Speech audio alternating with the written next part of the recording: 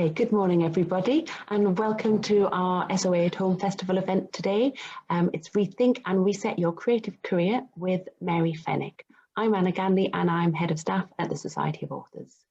This event is part of our Autumn-Winter SOA at Home Festival. It's a 9-week programme of events which is due to finish on the 10th of December.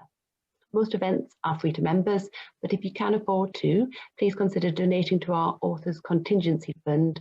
We suggest a minimum donation of £5 and that money will help support authors who are in financial difficulty due to the health pandemic.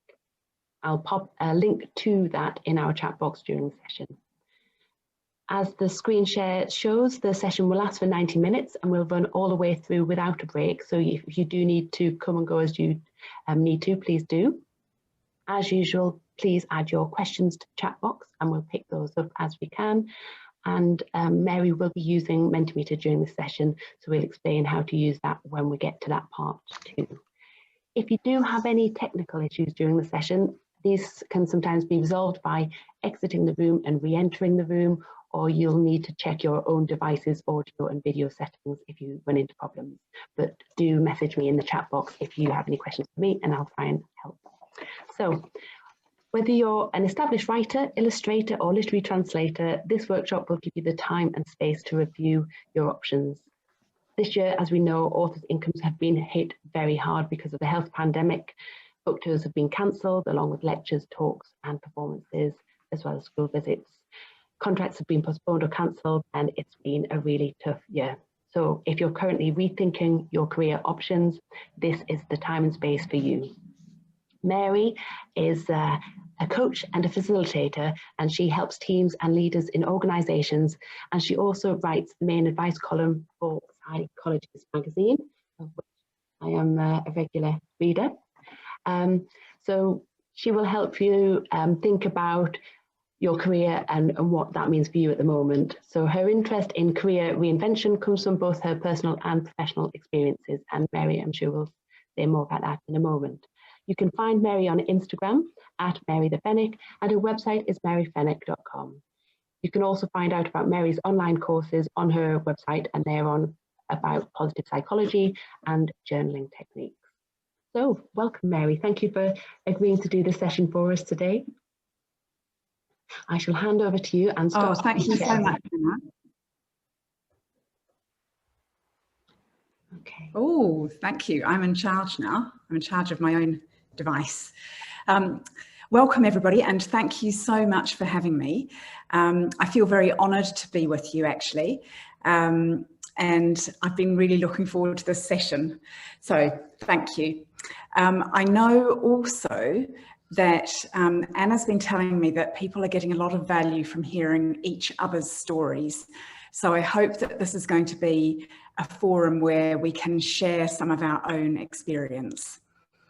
Even though I write the main advice column for Psychology's magazine, I don't really believe that advice works, but I'm very interested in sharing resources and building up people's confidence in their own decisions, and sometimes that involves reminding you of what you already know. I'm certainly not going to be telling you that it's a good idea to do what I've done, which is to have a slightly excessive number of children and then to lose both your job and your husband at the start of the period of time that the world last fell apart, which was 2008. So I went into the last global recession.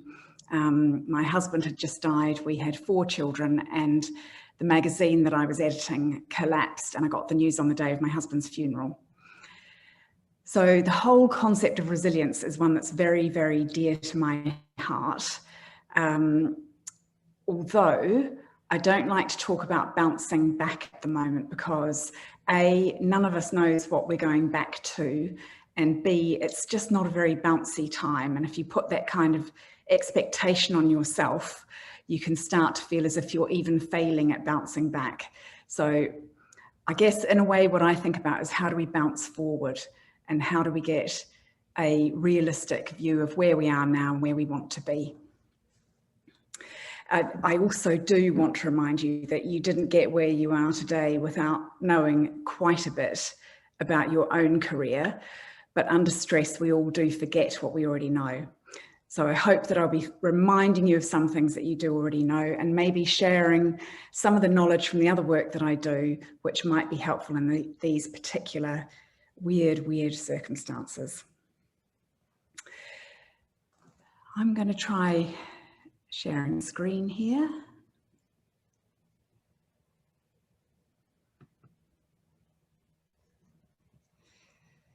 Bear with.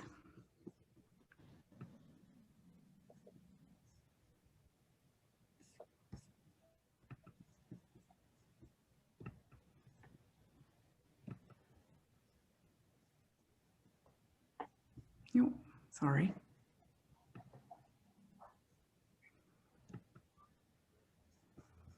That's not what I want to show you. Here we go. This is a quote that stuck in my mind, and I spent a long time trying to track it down for you. Trying to find one big answer to the problem of living is like trying to eat one big meal. Yeah, Anna, you're on mute. Yeah. Can't see the screen share. Okay. Have I stopped screen sharing now, and I'll try again? Sometimes you have to stop and restart if you're sharing a different display. That's it. Perfect. Right. So Rabbi Harold Kushner, trying to find one big answer to the problem of living is like trying to eat one big meal, so you never have to worry about being hungry again. I'm hoping, as I said, that we will all share our experiences, and that's based on my kind of storytelling interest, but also what works in terms of psychology. And again, this is something that you probably know from your own work, that what is most personal is also most universal. And when I tracked down this quote, I found that the context to it is particularly relevant to people who are working creatively. And I'm just going to read you from, this is from Carl Rogers' book, On Becoming a Person, A Therapist's View of Psychotherapy.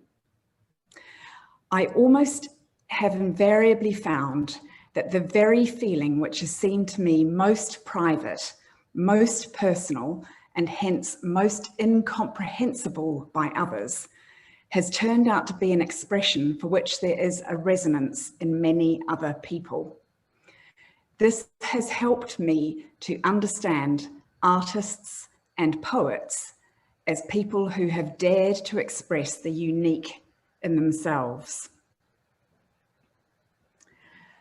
Having said all that, here is a reminder of what you have signed up for today. It's an opportunity to pause and reflect, to think about where you are now, what resources you want to build up.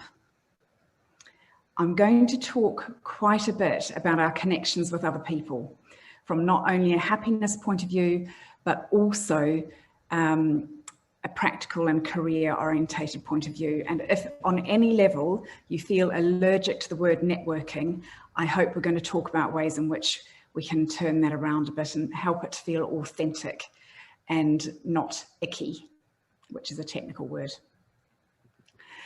And finally, I'm going to talk about, as I've mentioned, ways to not just bounce back, but bounce forward. And I know that some of you like to know where we're going. So I'm also giving you a sneak preview of what the answers are going to be to the questions that I'm posing. I'm going to be talking about rational optimism as a worldview. In terms of networking, the main thing I hope you'll take away is the power of your dormant ties. And I'm going to talk about positive emotion, but I don't want us to confuse that with positive thinking. I'm not asking you to pretend to be any happier than what you are. First of all, I'm going to ease you into using Mentimeter, because this is a way to get a lot of voices in the room without us feeling like we're talking over the top of each other. And you can also be anonymous, so you can ask the questions that you might feel reluctant to ask in the chat, for example, when it's got your name attached. So to use Mentimeter, you open up another tab on the device that you're using, or you can use your phone, and it will actually be handy. Unusually, I'm going to ask you to use your phone later as well. So if you have your phone handy, you can do it there. And you go to menti.com and you enter the code that you can see on the screen, but I've got to move my thing to be able to read it out to you. Yeah, enter the code 5405834. And actually, I'm going to try and do it myself.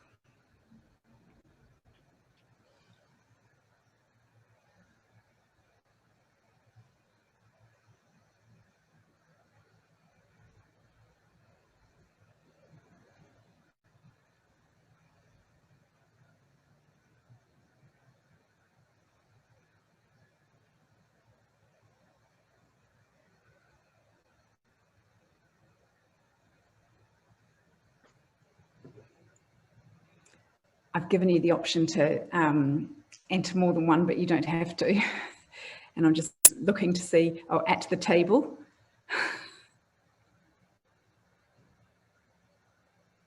The caravan.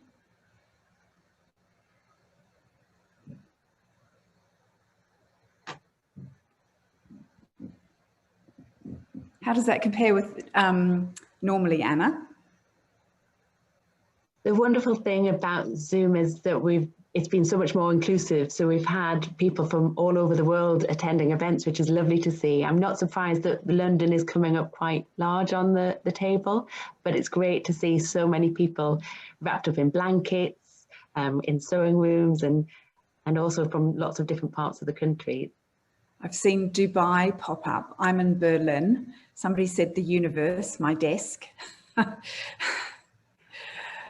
Okay, so that gives you an idea of how to use the tool. And the next question is, not playing with me at the moment. In a word, but you do have the option to use more than one word, how are you feeling right now? So where are you now in terms of how you're feeling?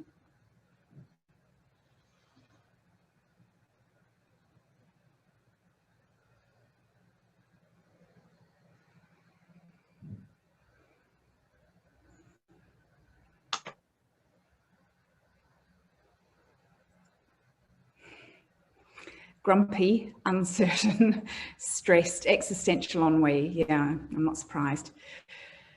Really interesting mix, actually. Tired. The size of the words reflects how many times people have used exactly that word. And again, I'm not surprised to see tired and anxious. Tired, anxious, stressed, nervous, overwhelmed. Crossroads, flat, sigh, busy, wired, puzzled, in need of inspiration. Somebody's feeling relieved, intrigued. And down the bottom right, you can all see there's a number that is showing me how many people have responded. So it's up to 72. Sorry, I'm just checking how many people are in here altogether. Can you remind me, Anna? Yes, we have 100 people altogether at the moment. Okay. So I'll just keep an eye on those numbers and get maybe over 80 and then move on. And somebody has reposted how to access mentimeter.com in the chat box if anybody is struggling with the codes. It's across the screen share if you need to see the code again. Thank you.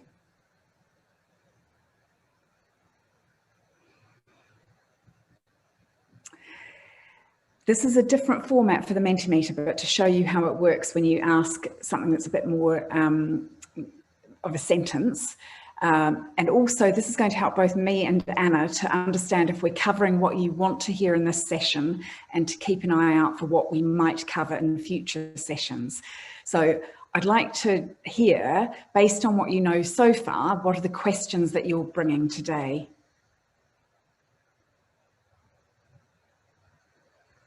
How do I get back into the light? Yeah.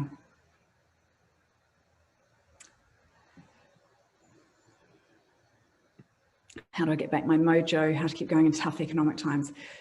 Yeah. I've decided I need to pivot my business, but no idea where to start. Where do we go from here? I'm stuck. How many of us are feeling they have imposter syndrome? Well, if my own experience and that of my clients is anything to go by, everybody. I get a little bit frustrated actually when people talk about imposter syndrome as if it's only women. Men also suffer from that self-doubt. I think maybe they talk about it with slightly different language. Next steps, new creative focus. How do I regain my confidence? How do I keep going after so much disappointment in my own ability to achieve my goals? That sounds really tough. Where did my focus go? Have I made the right decision? How do I keep the right decision about the book I'm writing? How do I keep faith in what I'm doing? Come to listen rather than interrogate. Okay, what might the future hold? How to keep going? How do I keep the worry at bay? Is a creative life for me? That's quite a big question. How do I get out of my many-year rut? Well, I bet, yeah, that must be feeling very tough. More regular freelance work. Keep going. Confidence. I'm over 60. Is it too late for me? Short answer, absolutely not. There's a great book actually by Julia Cameron, if anybody's ever read The Artist's Way. She has specifically written a book on the subject of It's Never Too Late. How to prioritize creativity over being just busy. Pandemic has wiped out the creative writing teaching. All covered by other participants. Well, thank you so much. We will, at the end, you'll get an opportunity to talk about what you're going to put into practice, and we'll circle back if we get a chance to some of these. But I have structured the session, so I hope that we will be covering most of these things to do with the spark, because I really, really do identify with that. And I think it probably does reinforce the point at which I want to start here, which I've kind of signaled, and that's this perspective of rational optimism.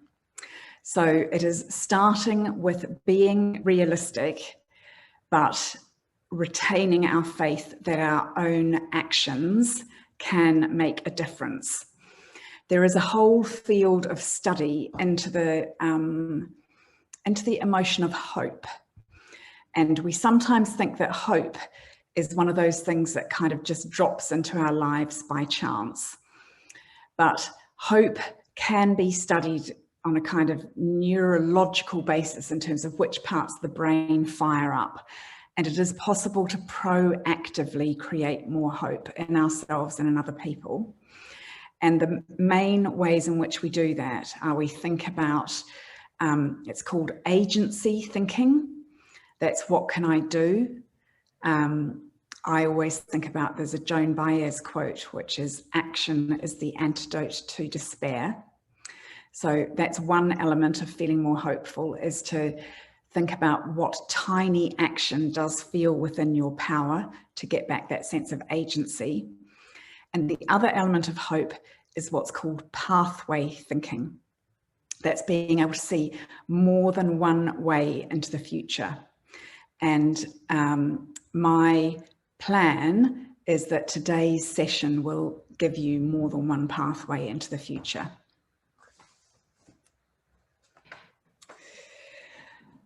So a little bit more about me. I started out as a radio journalist in New Zealand 30 years ago. I've been living in the UK since 1990. As I said, I've got 4 children. I didn't give birth to the eldest. She's my stepdaughter, but I've known her since she was 3. And my children are now all in their 20s. But when my husband died in 2008, they were then aged 13, 12, 10 and 8.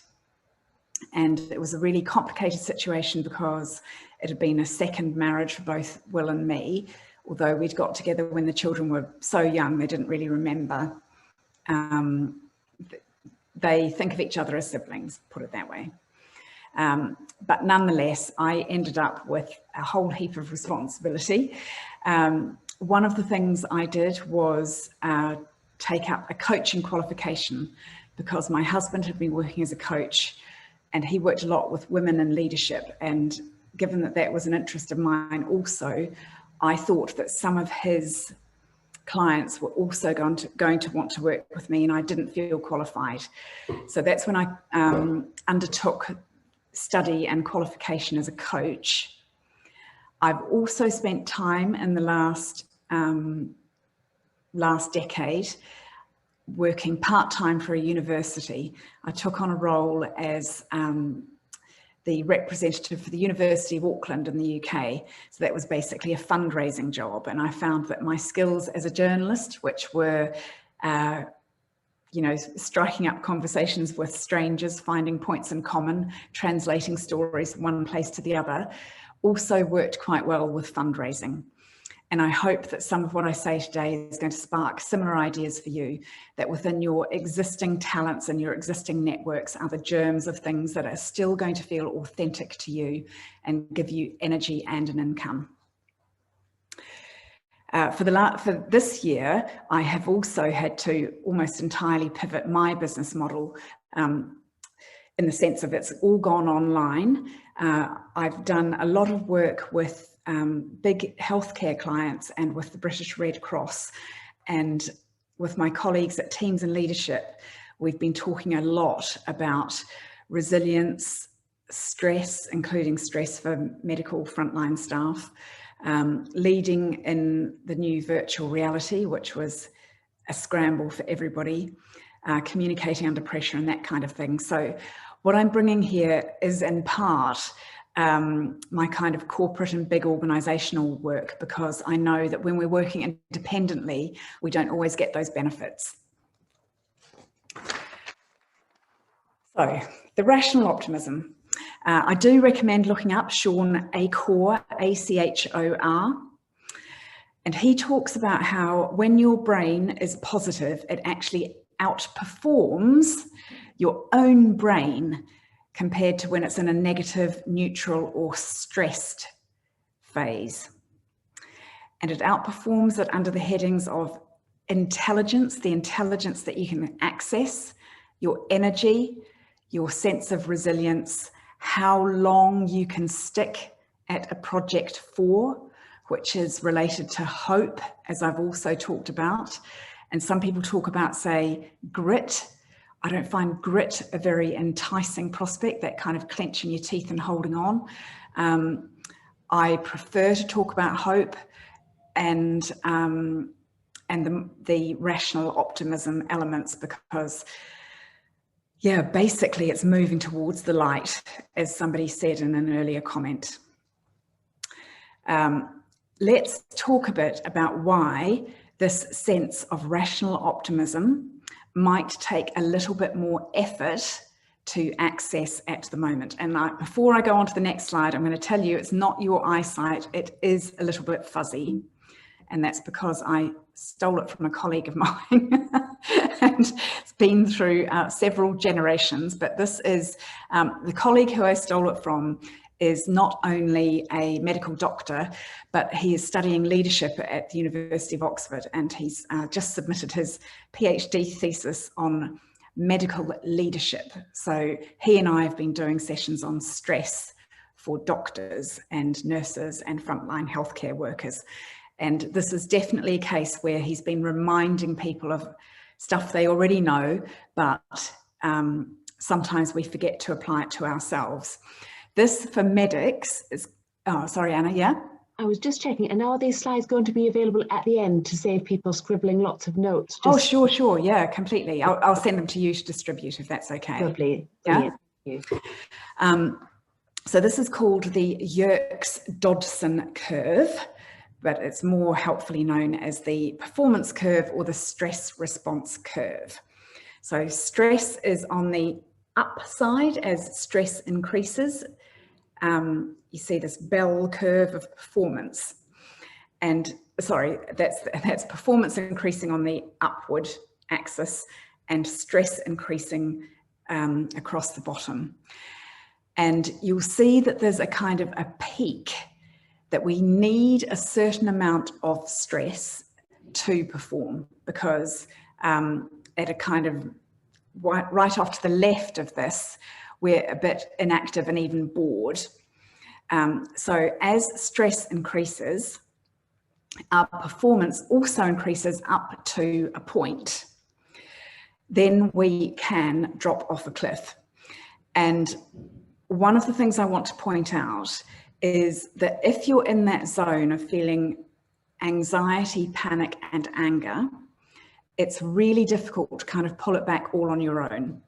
And if you start beating yourself up for that on top of feeling bad, if you start feeling bad for feeling bad, you really are compounding the problem. So we are saying to everybody, including the medical people, if you are feeling in that state, talk to somebody external, which may be a trusted friend who always helps you feel better, but could be your GP, could be a therapist or counsellor. I'll just also mention that there's a piece of research out at the moment from Denmark, came out I think last week, about what's happened with anxiety under COVID. And basically for every case of COVID, there are 72 people feeling anxious. That doesn't mean that they're directly worried about that one person who's ill. It's just a reflection of how anxiety has peaked, has taken off throughout our population as a whole. So the next slightly fuzzy, slide shows us what is happening on a neurological level. Reading from left to right across this, on the left, the red is the brain stem survival part of our brains. The purple in the middle is the limbic, sometimes known as the mammalian part of our brain, which is emotional and it's reactive, and that's where we go with fight or flight. And the blue bit around the outside that's what makes us human. That's our rational thinking part. But under stress, our brains, that rational thinking part closes down, because our brains are designed to take over and have us not think when we're under stress. So you can't really fight your own brain in this sense. And this is the reason that later on I'll be talking not so much about how we access the positive thinking, because by an effort of will, that's very difficult, but it's rather how we access the positive feeling, which in turn opens up our more rational brain.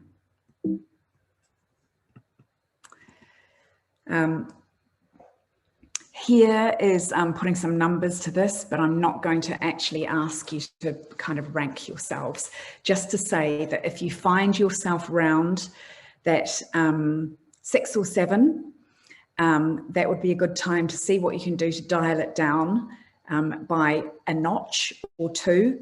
But if you feel yourself at the 8 or 9, please ask somebody external for help.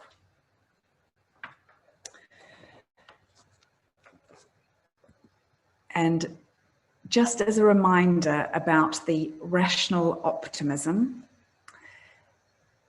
that's starting with feeling realistic, starting with a realistic assessment of what's going on. And if you do reach out to somebody else, maybe that's something that you could talk to a trusted friend who always really believes in you. Talk about how you can be realistic and name what's actually going on. But turn to the more positive and empowering beliefs about it. And these are some of the statistics about what you can access within your own capabilities when you manage to achieve just a notch more optimism. So, for example, doctors who've been primed to feel more positive perform diagnoses 50% faster with 3 times the intellectual flexibility. If you take an intelligence test, you will outperform your own brain when you're feeling more positive as opposed to feeling negative. And in children as young as 4, if they're primed to feel more positive, they will put their blocks together up to 50% faster compared to feeling negative. The next bit I'm going to talk about is the bit that part of me, and this is a negative part of me, so I'm kind of highlighting a slightly negative belief in myself. I believe that you might be a little bit more skeptical about the networking. Many people think of networking as something a bit kind of manipulative or fake. It's about using people. And I really want to encourage us to think about our connections with other people as part of our social network and our asset, not just for our happiness, but also for our thinking and opening up new opportunities for new career possibilities.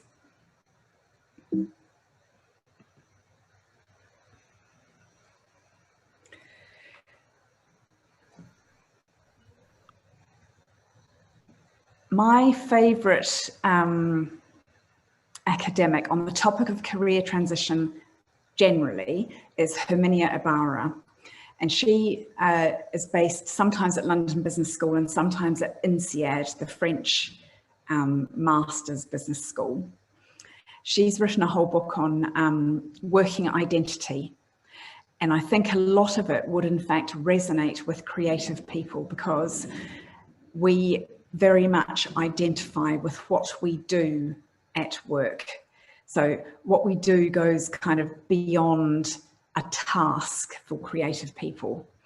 But a lot of what Ibarra says about career transition in general will have particular resonance for creative people.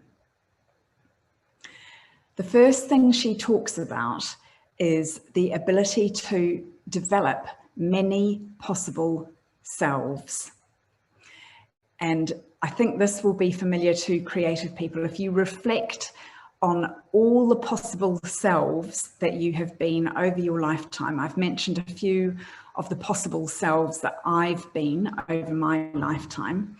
I've been a radio journalist, I've been a corporate public affairs person, I've been a professional networker, I set up what's become the biggest Kiwi expat network. I've worked a lot in politics, actually, supporting women into politics. I've run my own business. I've been a journalist. I've edited a magazine. I've worked in fundraising. I've worked in what some people would call a startup. And depending who I'm talking to, I'll highlight one or the other of those.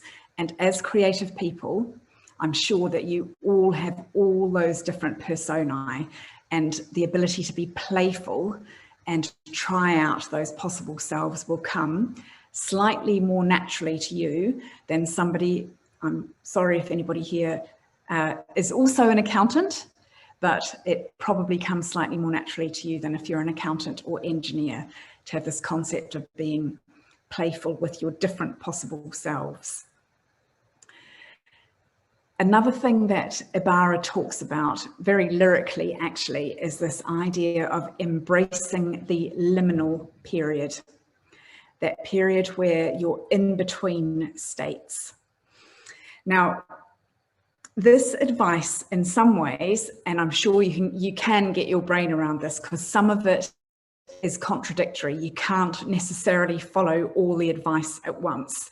And I hope that you're going to pick what feels as if it would work for you at the moment. But from a psychological point of view, this liminal period where you're neither one thing nor the other can be very productive. And rather than rushing through it, the ability to embrace that discomfort and do what's called the inner work will really serve you at the moment. So it's sitting with discomfort. The metaphor that I use is it's going from the caterpillar into the butterfly. If you open up the cocoon of the caterpillar, it's an absolute existential soup in there, but it's necessary as a transition towards the butterfly. So your creative possibility of remaining in that liminal state will serve you really well at the moment. I'm just going to see what exactly, I wrote down some of the Ibarra quote here. This is backed up by the neurological studies, which suggest that taking advantage of this liminal time to do the inner business may be more beneficial than engaging in a flurry of busy making self-improvement efforts. Downtime is crucial not only for replenishing the brain's store of attention and motivation, but also for sustaining the cognitive processes that allow us to fully develop our humanity. I'm just going to pause for a moment there and just see if there's anything coming up, Anna, that I need to know about in the chat at the moment. Yes, there's one question about boundaries, with creative people often being very generous, and there's a danger that you end up self-exploiting or giving more than you should away to others. So that came out. Okay. The way in which I think of boundaries is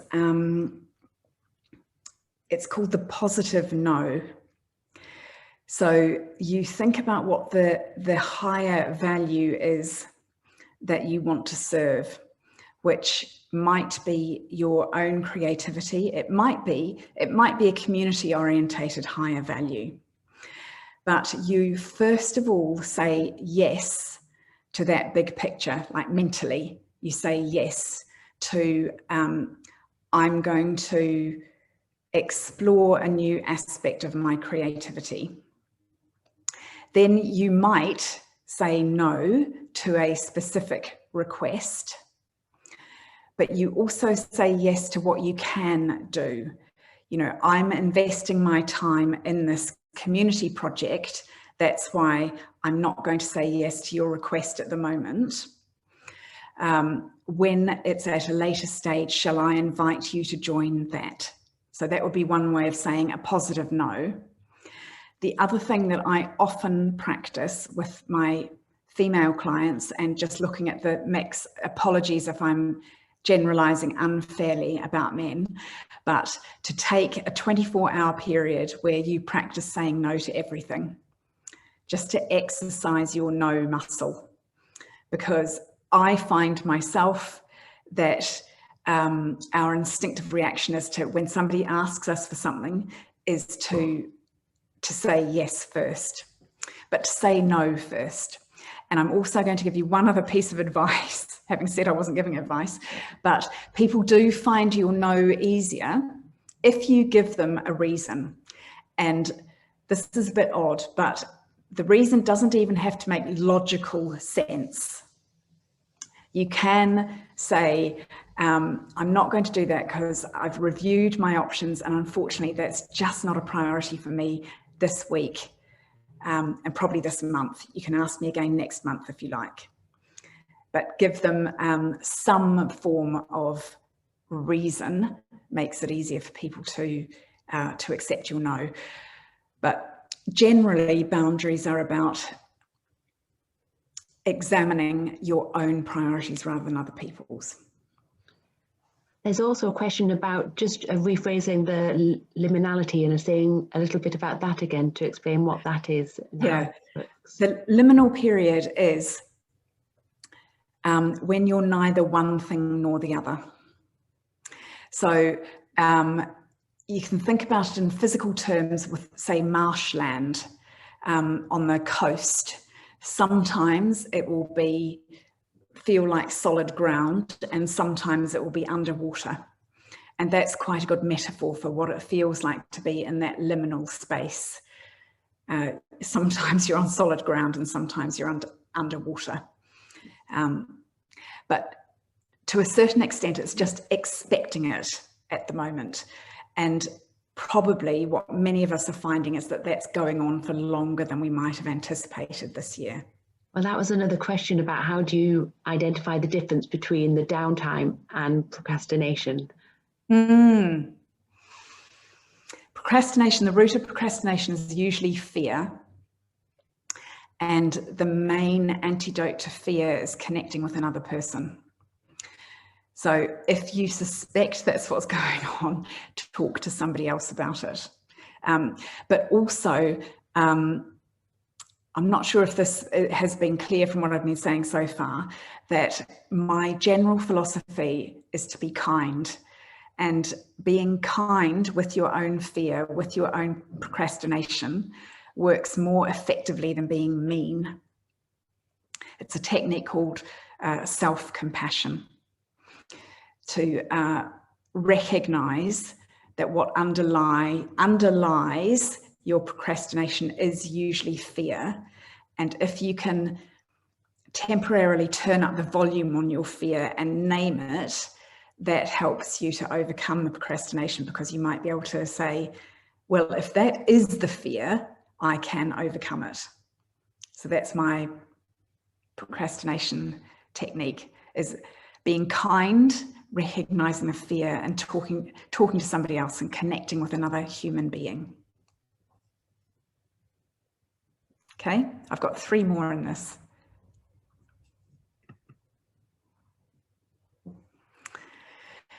Another thing that Ibarra talks about quite a lot is get going with projects. And this is very related to what she talks about later on, about talking it out. And again, this is something that creative people are naturally doing, but it's to find practical ways to devise little mini experiments. Like you think, oh, I've always wondered if I'd like to try X job. And if that's in your mind, find a person who's connected to that job and talk to them about it, or see if you can have a day of doing a bit of that job, or go to the networking groups that people who do that job attend. So it's finding experimental projects which are related to anything that feels attractive to you. And the phrase that Ibarra uses is that as adults, we are more likely to act our way into a new way of thinking than think our way into a new way of acting. So whatever is kind of grabbing your interest, devise a little project or experiment so you can try it out. The dormant ties is what I'm going to go into a bit more detail about, but just to highlight that the 5th point that Ibarra makes in general, and this is a bit more kind of corporate career type advice, but she does strongly advise that you talk it out.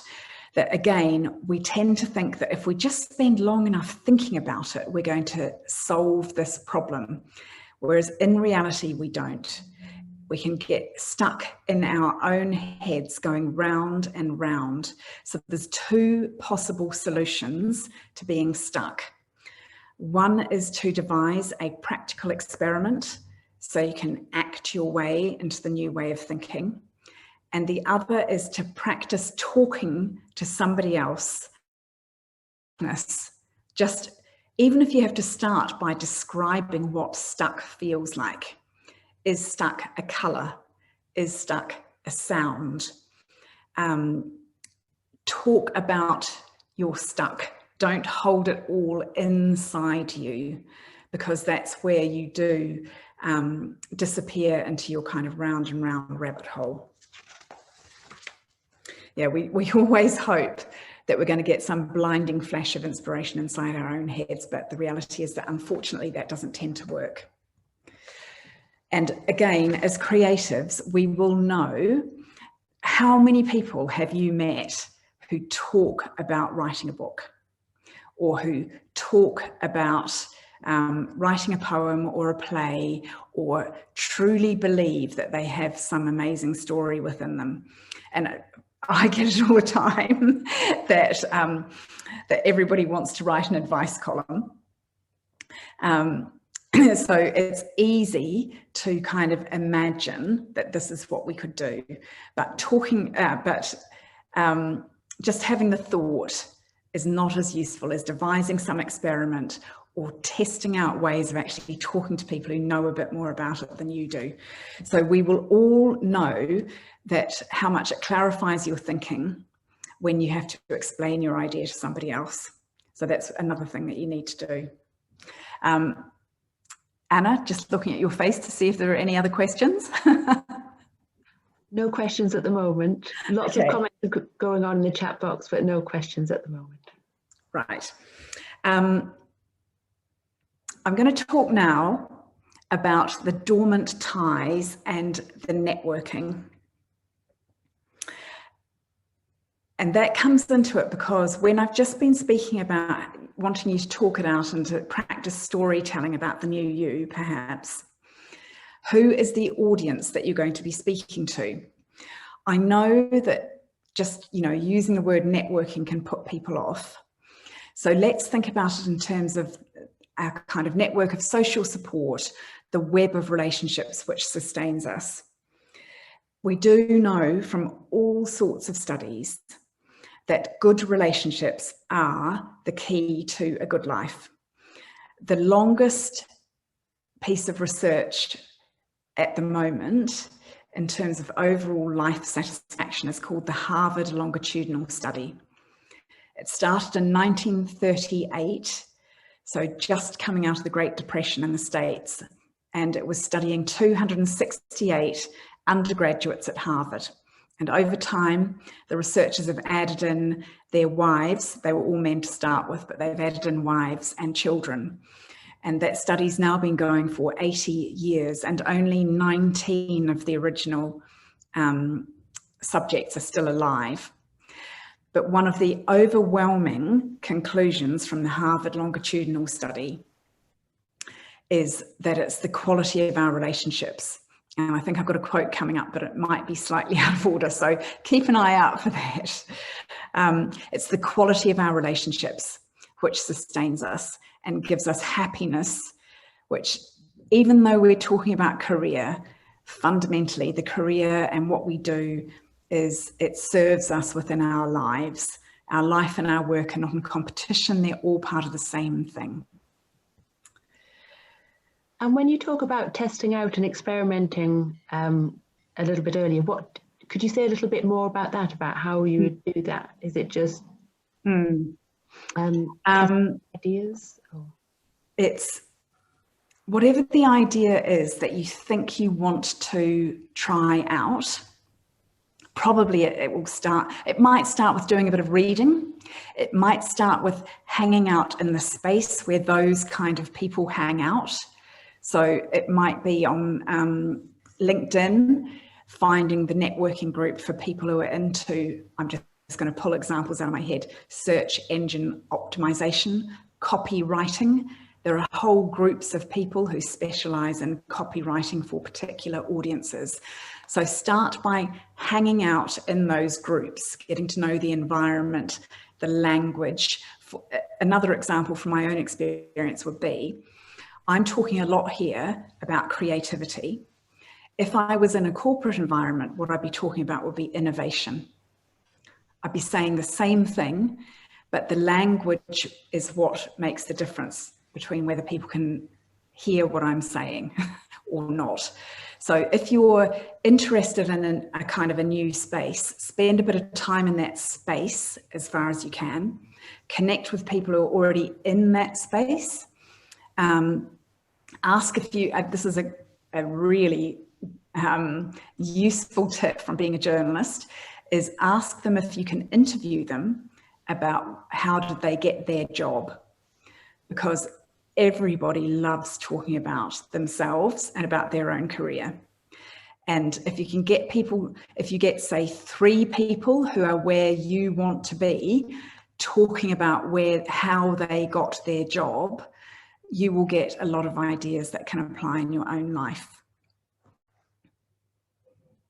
Does that help? Looking at your face again, Anna, but you're still muted, sorry. I'm just trying to increase the size of you because we had a comment about looking at the dark screen was... Oh, I'm sorry. I can stop sharing actually for a bit. Okay, that would be lovely. I was just trying to widen your... Yeah, sorry. Okay, so if people want to see more of me, have it on speaker view and you should be able to see me, although it's actually Anna is highlighted in yellow on mine. Anyway, I'll leave it up to you, but I've stopped sharing for a bit. Thank you for that reminder. I meant to. So thinking about networking, there are some things that we actually know on a certain level. Yeah. Oh, sorry, I've just heard, I think it's... Did you get my emails? And if you could mute, I'll mute everybody, but if you're not on mute, please mute your... Mute everybody and then I'll unmute myself if you want to. Okay, I shall do that, and then it's easier for everybody.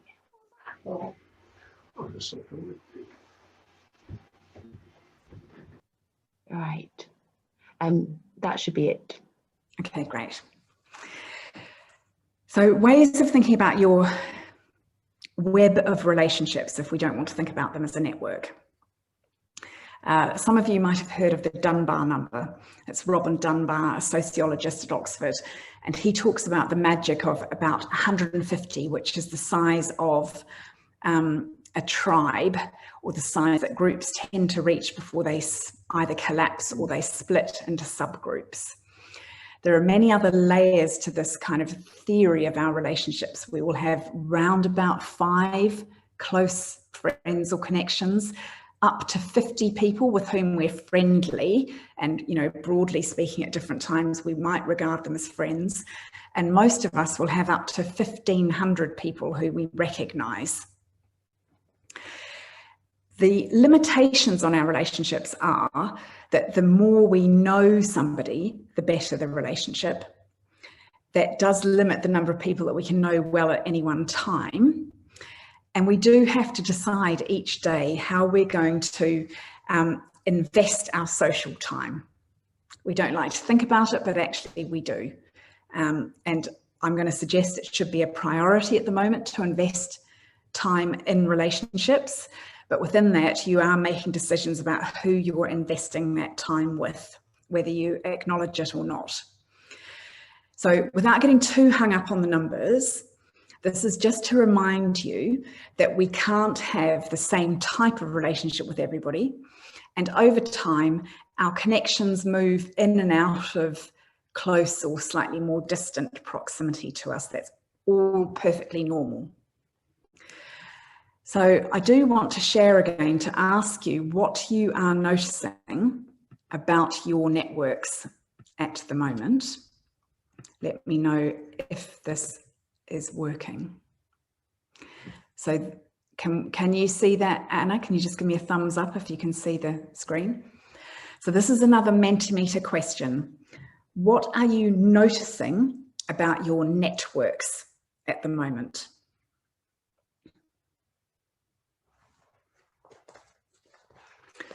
I know, reaching out more, we're missing each other. Much more solidarity and kindness, smaller but stronger, strong. I've actually increased creative networks. Oh, I feel very lonely and excluded from the ones I'm trying to join. Most of my colleagues have disappeared, really reduced. Yeah, so I would say so far, what I'm seeing so far is this kind of 2 ends of a continuum. There's, for some people, the networks are really strong. They're tending to be a bit smaller, but for some people, they're feeling really conscious that they're finding it a bit more difficult.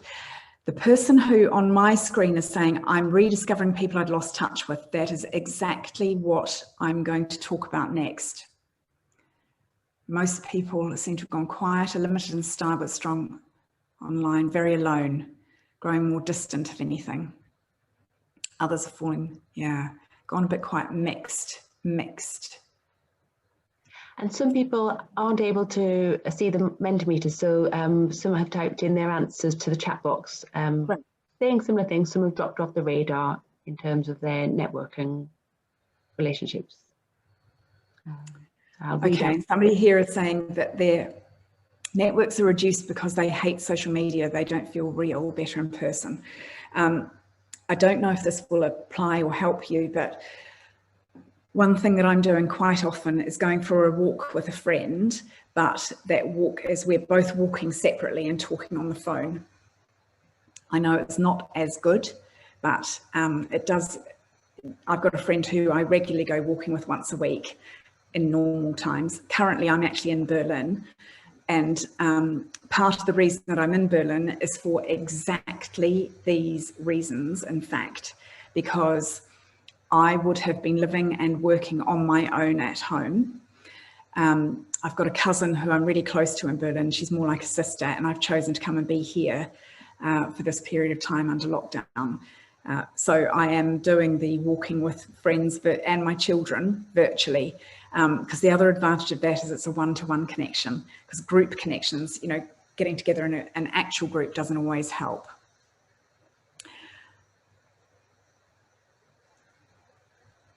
I prefer myself online and prefer networking online. That's really interesting. Loving connecting with Zoom with people around the world. Everyone's working hard to stay positive. Yeah, and somebody's saying that they can get to things in London which ordinarily they couldn't. So there's a sense of widening contact. This is the quote I was looking for before. How happy we are in our relationships has a powerful influence on our health. So tending to our relationships is a form of self-care. This is one of the conclusions from that 80-year study of what makes people happy overall in their lives. Now, what I want to point out about your networks is that most of us will typically turn to our personal network when we're looking for a new job. And I'll stop sharing so that you don't have to look at the black screen again. The slight problem is that when we turn to our personal network, we will have tended to form and maintain relationships with people who are very similar to us.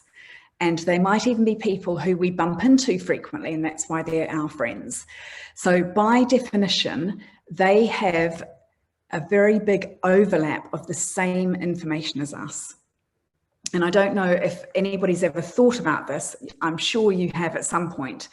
But when you are trying to make a change, the people who are the closest to you are not necessarily the most supportive about your change. So that's where these other forms of connection come into play. If you are trying to do something differently, you need to connect partly with people with whom you might have a weaker social tie. They might be a further degree of connection away from you. But the ones that I want to suggest are these ones that are known as your dormant social ties. So they're the people that you have been close to at some point, but for whatever reason, you know, maybe you've just stopped physically living in the same space, or, you know, living in the same town or the same region. Maybe you've stopped doing the same job, but once upon a time you were good friends with that person. And these are your dormant social ties who are particularly useful at a time where you're in transition. The reasons that they're useful are that these reconnection conversations can be shorter because you're not having to establish a relationship from scratch. You're just kind of reminding yourself about what you already like about that person and reminding them what they already know, like, and trust about you. So the sense of trust and a shared perspective and a bit of shared history is already there. They're also a great source of these new insights, because those people who you've lost touch with have been going off and doing something different in the meantime, and you're going to learn something new from them. And they also open up the possibility that you can have a sense of giving, because having a sense of giving to a network is something that helps a lot of people overcome the ick factor. When you feel that you're giving as well as receiving value, you will be more inclined to reach out to people. So that's another way that you can approach these conversations, is to say, I was thinking about you, wondering what you're up to. You know, you and I have both gone on to do different things. I was just wondering if, you know, this is a bit of what I've been doing. Is there anything in my network I could introduce you to that would establish what's known as a reciprocal expectation? That sounds a bit clinical, but I'm just putting into words what's happening, that it's kind of you're giving and taking at the same time from this relationship. But the giving tends to motivate people a bit more. So I'd be interested to know, as I said, a lot of this comes from a kind of more corporate world, and I'd like to know which bits of it potentially resonate for you. This is a summary of the dormant ties: easier to reactivate, the trust already there, shorter conversations, more bang for the buck. That does sound very cynical, but let's say it's being practical, and there'll be a source of new insight through other people.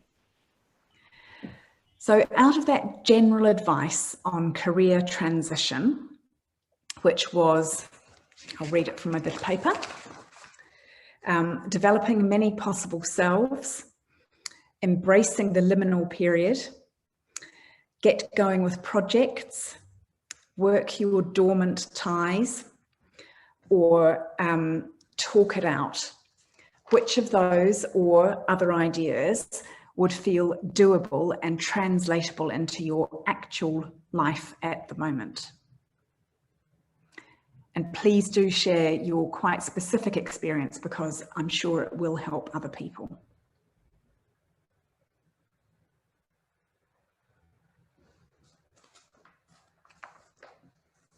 I'm the caterpillar goo right now. Okay, struggling to see how a lot of this applies to writers.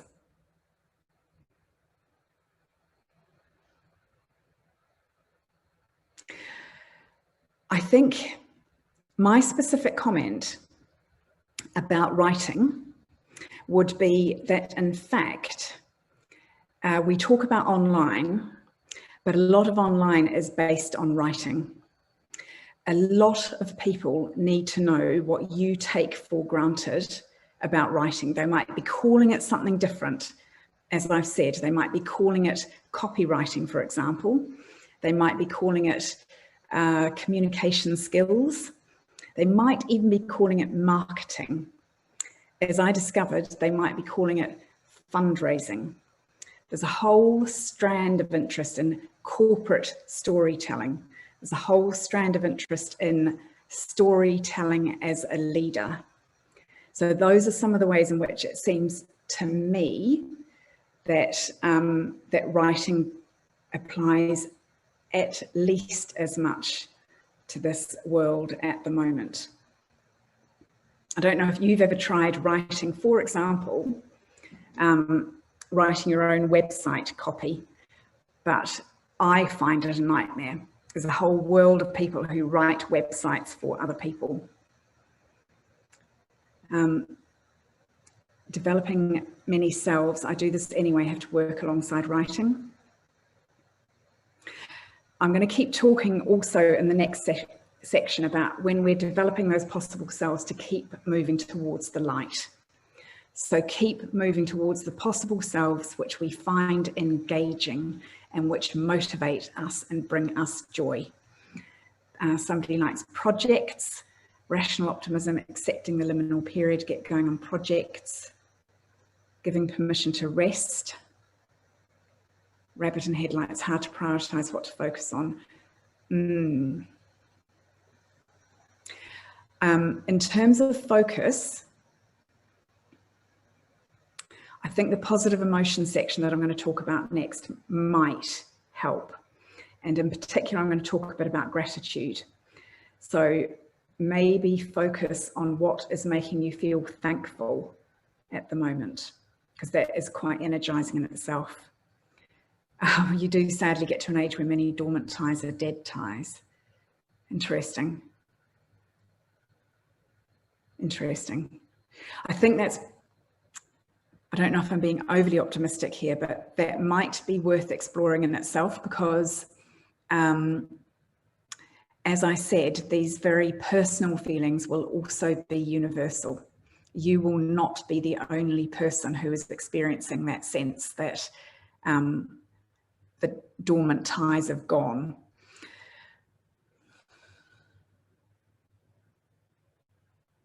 I don't know if this is relevant, but on Thursday this week, it's going to be the memorial for a really good friend of mine who died unexpectedly in August.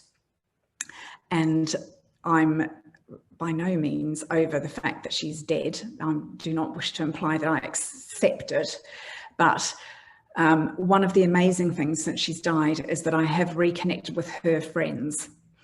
So I wonder, when these dormant ties feel dead, what there might be around the dormant tie. Act your way into a new way of thinking. That really resonates for me. Shorter conversations, the hour-long catch-up intimidates me.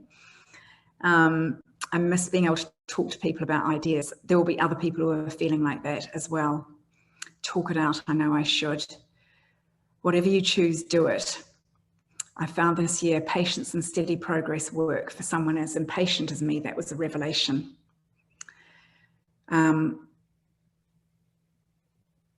Also, there are a few in the chat box just to pick up on about writing, is that it's storytelling and at its crux, that's about getting an audience to listen and take away a message, which is a skill that writers have in abundance and can be used in many different ways, and thinking about those different ways of using the skills that you all have for storytelling. Yeah. As I say, I was absolutely amazed how it translated into fundraising, educational fundraising, being able to tell the stories of a ballet dancer unlocked like £1 million. Yeah, especially being able to tell emotional stories. Can we also think of our new selves and new experiences as containing the potential for dormant ties? Definitely. Oh, the dormant ties is what got me an agent and recently a publishing deal.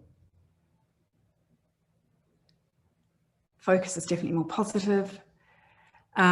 Okay, as an introvert with social anxiety, a lot of the advice around dormant ties is very daunting. Okay.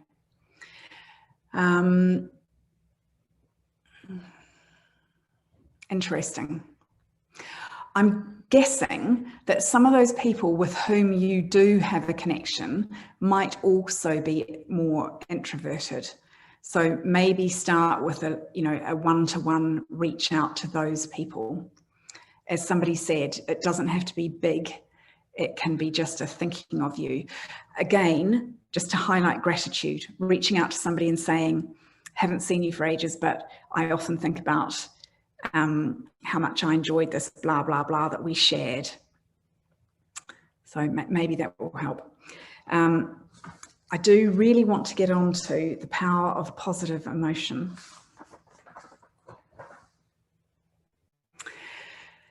The key researcher in the field of positive emotion is a woman called Barbara Fredrickson.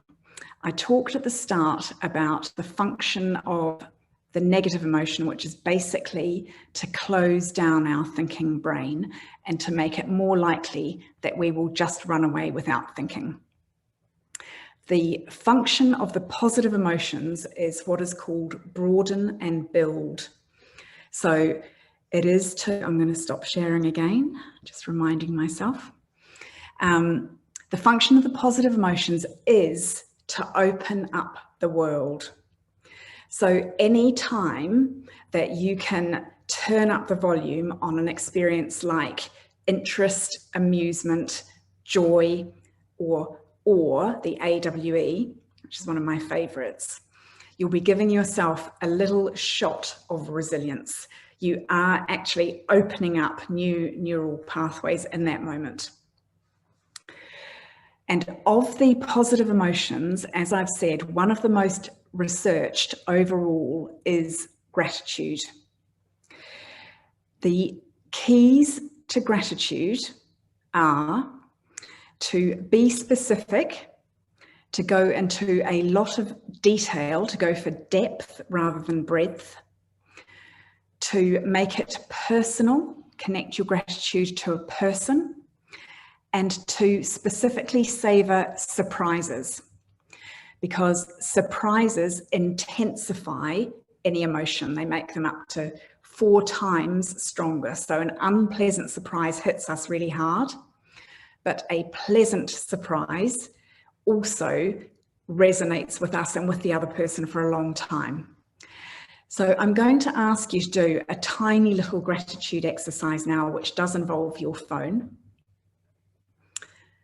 And what I'm going to ask you to do is think about one person, one contact that you have who you would like to thank for one specific thing, no matter how tiny. Maybe they dropped off a coffee when you couldn't leave the house. That would be quite big, actually. Maybe they shared a meme or GIF with you that made you smile.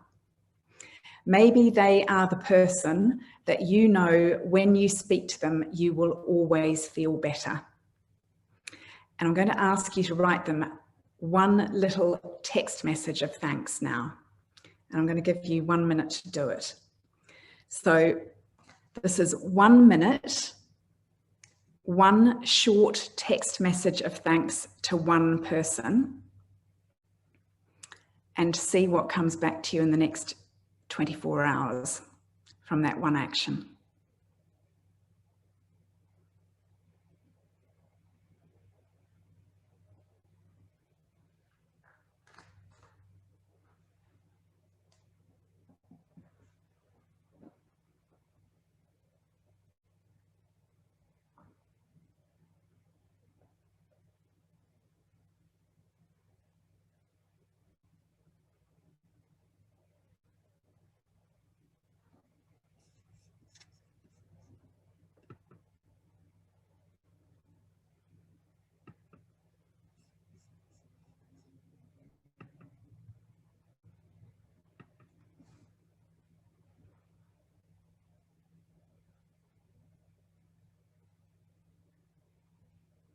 When you've finished, wave your phone at me in the screen so I can tell.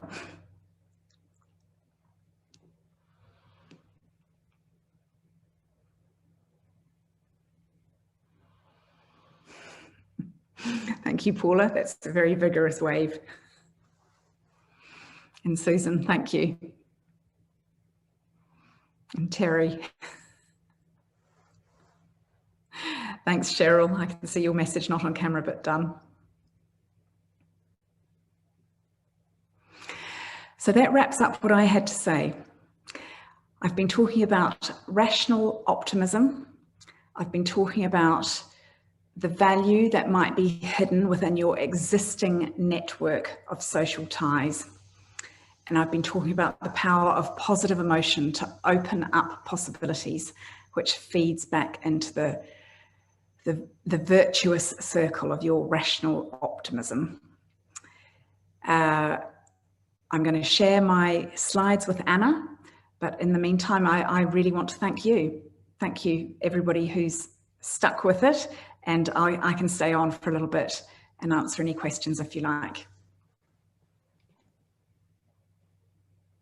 Thank you, Mary. I'm going to come back on the screen we've got a few things we'll mention, and I'll mention them now so that we have time afterwards for people to chat. We'll open up onto the gallery view so that people can come on and speak to each other. So I'll just do the tying up bits now, and then if anyone needs to go, they can go whenever they need to. But it's just to say a big thank you, Mary, for holding this session for us today, this space and time for us all to come to it from our various different points of the week and experiences. It's been a very gentle and supportive session, so thank you for that. There are lots of messages coming into the chat box, so we'll get to those in just a moment. What I would like to say to everybody is thank you for coming along today and sharing this space with us today. There's a lot, this whole year has been a time for a reflection and just thinking about where we go from here. Where we do go from here this week is we've got a treat in store for you on Thursday. We've got afternoon tea with Margaret Atwood, which I hope is something you might be able to join us for on Thursday afternoon. It's always the highlight of my week, checking in with an afternoon tea with one of our members. So that the event will be hosted by Nicola Solomon, and it's in association with the Writers' Union of Canada. So I'll pop the link in the chat box if anybody wants to sign up for that on Thursday. And of course, all of the events, most of the recordings are on our Vimeo channel. So if you don't catch them live, you can catch them later as a recording. I will circulate the recording of this event to everybody who's registered, together with the slides, so that if you've missed anything, you can watch it again later. I shall now unpin us from the screen so that we can see each other, and then we can just to say, Anna, that I did have a slide which I didn't share, but I'm really happy, and particularly given that we're talking about work, I'm happy to connect with anybody on LinkedIn. So have a look for me on LinkedIn and just send me a connection request on LinkedIn. If you look for Mary Fenwick Psychologies, you'll find me. I'm also on Instagram at Mary the Fenwick, and I respond to messages on both of those platforms. Okay. James, right.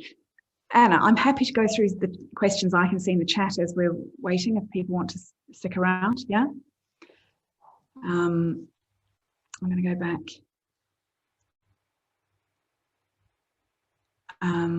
I think I saw something about anything I recommend for social media. I think what I would say is find the person on the platform that you're interested in, if you get what I mean. So if you're looking for somebody who can help you with Facebook, actually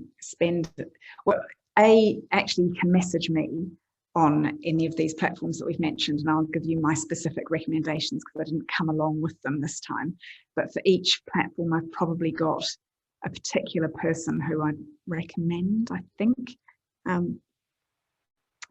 But also, I'm thinking about LinkedIn has got a whole section on LinkedIn learning, which is really helpful. I'll drop the name of the person who I follow. There's a person called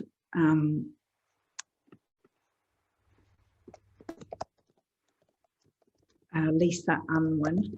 She doesn't train, but she's become really influential on LinkedIn by telling stories about what she's doing.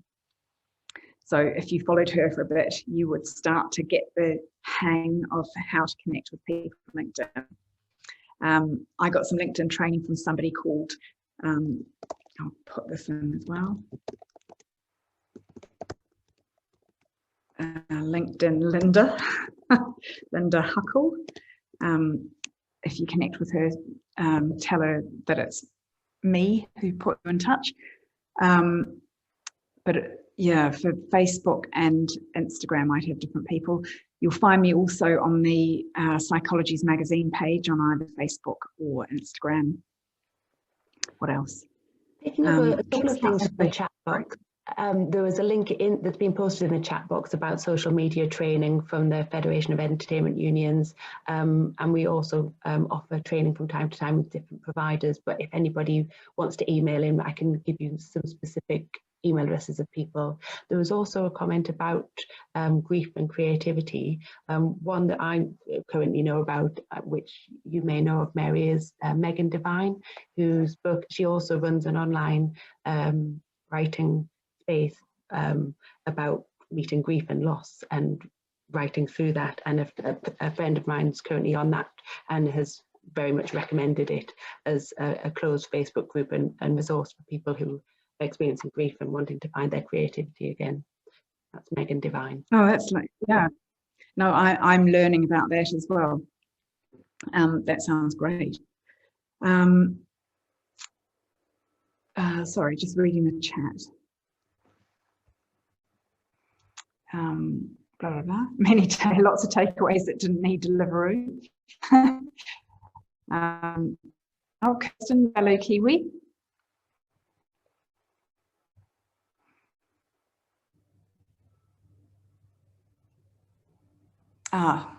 Yeah, FEU. I've done a number of the FEU courses and I would completely agree. And are you on Twitter, Mary, or is it just Instagram? I am on Twitter. I don't use Twitter as much, but I do answer messages. I'm at MJ Fenwick on Twitter. John Esperian on LinkedIn. Any ideas about how to kickstart motivation to act rather than just think endlessly about new things? Pick the smallest. Yeah. Yeah. Something you can finish in a few days. It feels good to just get something creative done. Or set a timer and say, in the next, whatever is doable, 5, 10 or 15 minutes, I'm going to do X. I find setting a timer gets me going. I don't think, Anna, somebody's saying, can you use your SOA membership for FEU training? So we are a member. I'll need to double check and I'll send that with the follow-up notes because I don't have the information to hand, but I'll double check how that's accessed. Any advice on the best way to embrace the liminal period? I think I'd probably say journaling, actually. And the way I'd journal about it would be, again, to set a timer and to write in detail, like with the idea of capturing what's in your head, even if it's an absolute mess. That could be a way to embrace your liminal period.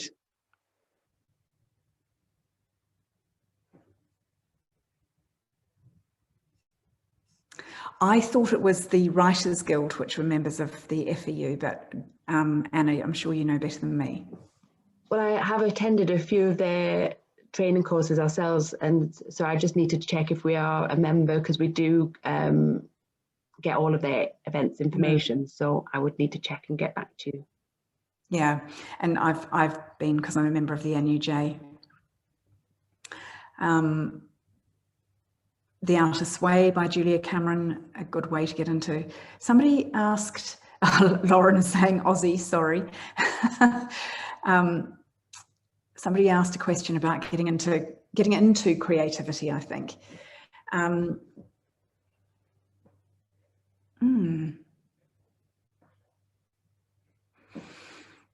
think being playful and not showing things to start with. No, in fact, The Artist's Way by Julia Cameron. And there are a number of ways that you can do The Artist's Way. I recommend finding a group, and if you can't find one, set one up.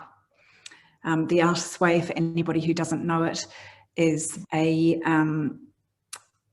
12-week program. It is based on the Alcoholics Anonymous 12-step program, and each week there's a different theme to recovering your creative artist.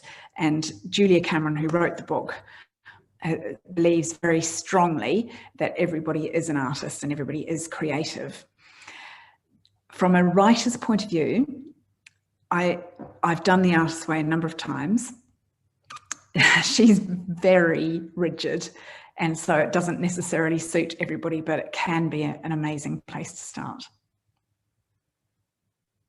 Also, one that I know about at the moment, and there are lots happening online, but there's a free writing workshop going on at the moment via Beth Kempton, who's running the Winter Writing Sanctuary, which it started on Monday and runs for 2 weeks. And you can sign up via her website. But just if you're looking for some seasonal writing prompts and inspiration, Beth Kempton's Winter Writing Sanctuary is free and accessible to all. And actually, I'm thinking of running a couple of free sessions in December about writing thank you letters. I'm going to kind of wrap up. And will they all be on your website, Mary? I guess they should be. This is quite an embryonic thought. I'll also put all of the follow-up information to your website and your courses in the email to who's attended today, because the information on your online courses are on the website. Brilliant. On your website as well, aren't they? Yeah, so thanks.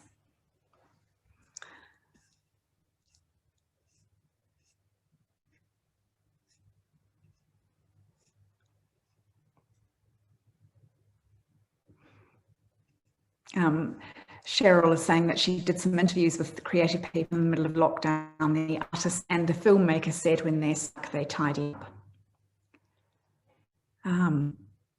Joanna Penn's Creative Pen podcast inspires. Schedule a treat after the power hour.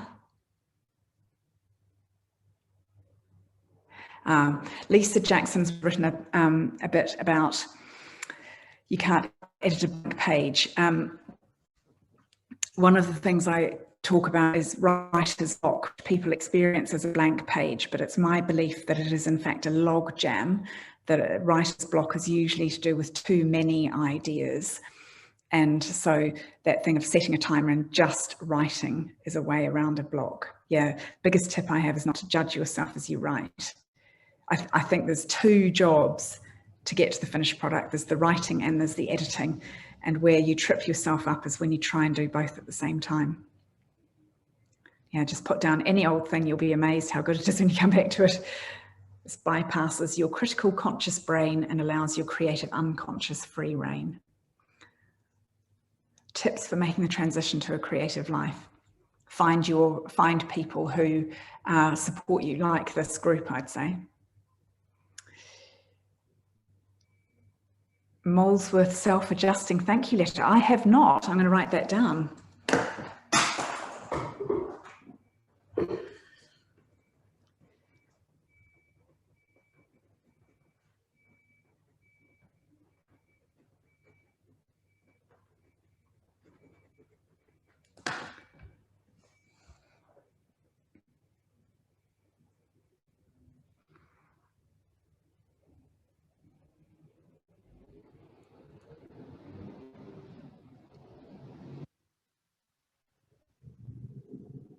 Stephen King's On Writing. Yes. I think that's been one of the good things about having our sessions online, is that it's enabled so many people who would have never connected otherwise to be able to chat in the chat box and share all of this great advice and experiences or what they've benefited from in their own lives. And it's so lovely to see everybody interacting in this way. And a common thread that has been throughout this chat box is that a lot of writers are introverts, and so going along to physical events can be difficult, networking can be difficult, whereas Zoom seems to level that playing field a little bit, because you can interact in different ways, so it makes it more comfortable either to type in or to ask a question or to turn your video off completely if you don't want to be seen. So yeah, that is nice. And yes, we will be continuing to offer it after COVID. I think it's been the catalyst we needed to get all of our events online, live streaming, and also on the Vimeo channel.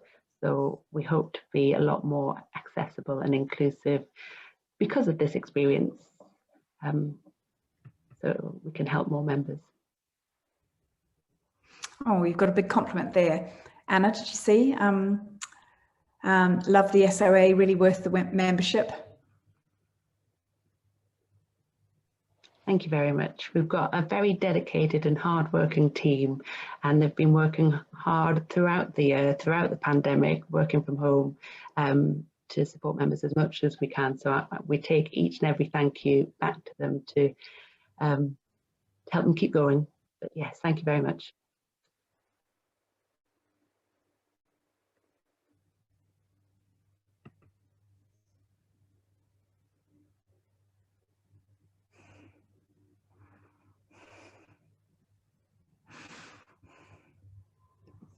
What I'd be interested to find out is, because I know we did this event at the request of members and having discussions with members, it would be really interesting to find out what members would feel would be a benefit if we ran another event in a similar vein where people are at next year.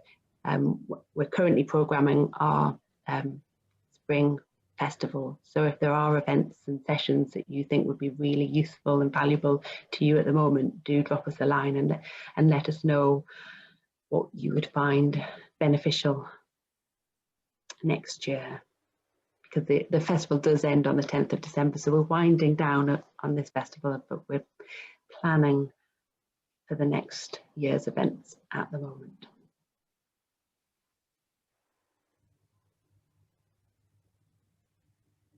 Okay. Well, it seems that the questions are winding down, so unless anybody does have anything else that they'd like to ask before we close the session, now is the time to do it. I'm just catching up on all the messages that I'm seeing coming in, but I can't see any other questions. I do go through all of the chat box comments after the session, so if we've missed anything, I will pick up on those and get back to you either individually or in the follow-up email. And yes, Joanne Harris did give a brilliant session on imposter syndrome. Also, we had a session earlier in the year on writer's block, Mary, which I think I mentioned, with Sophie Hannah, who's also a coach. And I think members of our workshop group found that useful. So we're trying to do a variety of events to help you keep writing with that. So thank you so much, Mary.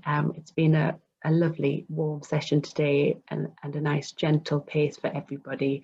As I said earlier, I will follow up with the recording, with the slides and with all of the information shared today. So thank you for hosting that, Mary. That's been lovely. Such a pleasure. Thank you. Well, actually, Anna and I met on LinkedIn. Another little shout out to LinkedIn. It is very useful. I do use it a lot. Yeah. Well, who do you recommend as a trainer on LinkedIn then?